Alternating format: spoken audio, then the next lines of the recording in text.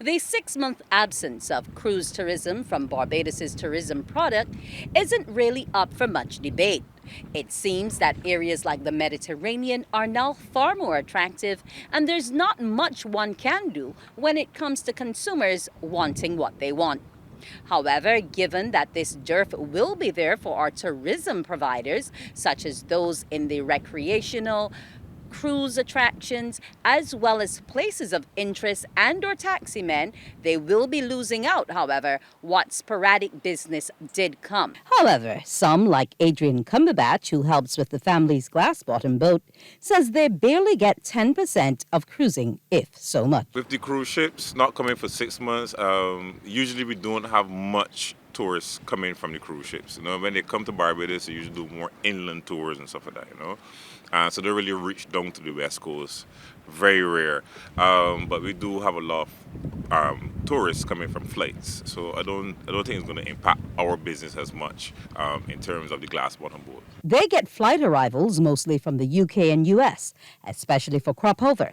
But this time around, they're targeting CARICOM and offering a varied experience. This year, we're looking at targeting the Caribbean market, those who could fly inter-island, and also locals as well for the summer. They offer the guests sushi, they offer them the local cuisine, like the stewed black belly sheep with some cassava, or we're doing to get the pickled pork and stuff like that. On our vessel, we do unique tours as well, taking them to beaches that are very beautiful down the west coast, that we consider quiet, not much traffic.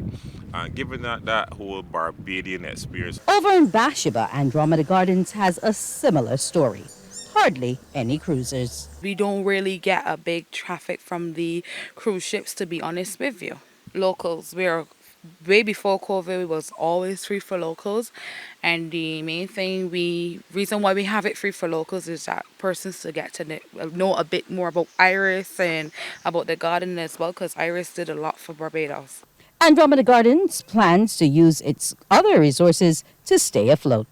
However, the flower forest will miss those cruise arrivals and has already put contingencies in place. We have placed a special arm for locals, where we have reduced our tickets, which are usually $30 for adults, and the adult ticket starts from the age of 13. So it's usually $30, but we have it at $15 at the moment. Some staffing changes will unfortunately have to be made. We are trying not to lay off, so we have shortened the days for staff, because we know at the moment things are a bit hard for everyone. So if we could just reduce days rather than having to get rid of persons or lay them off. Over at Hunt's Gardens, manager Anthony Hunt says he won't miss what he didn't have, so the lack of cruise passengers is not a negative for him. Even in the whole of winter months, we hardly get any cruise passengers coming here on big transportation. They take them to other places, and some of those attractions have already closed for summer. But summer for me is a big time, because we got crop over, we got the visitors coming from the other islands, plus all the locals that come. Because locals have got to appreciate my garden and the quality we put in over the years. So because we've done the work, now we're reaping the benefits. He added that if the island really wants cruising to be successful, the tourists have to be closer to the people rather than in large coaches only seeing a few attractions. He wants them immersed in local culture. And what do the taximen think of this idea?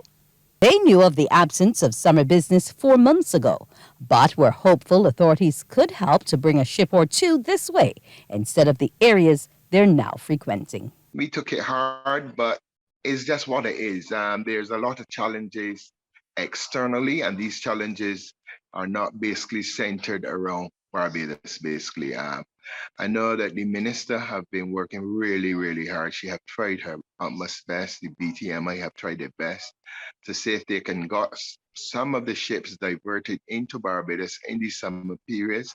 At this point in time, I would basically say that we are sitting with our fingers crossed, hoping that something can come between now and around October. He explained that they have found contingencies with hotels, supermarkets, clinics, camps, and other niches, which they carved out in COVID and will revert to. The area which he's concerned about for his membership is the pressure from lenders. And the officials have been doing their part for all in the industry through planned summer activities, as the tourism minister explains. New initiatives being rolled out over the course of the coming weeks, which will include many of the concierge services so that guests, wherever they are staying, whether they are long stay visitors or they are on a cruise ship for a day, they are able to see not just the established experiences, but those that are perhaps a little bit more authentic and, part of the Barbadian culture. Wendy Burke, CBC News.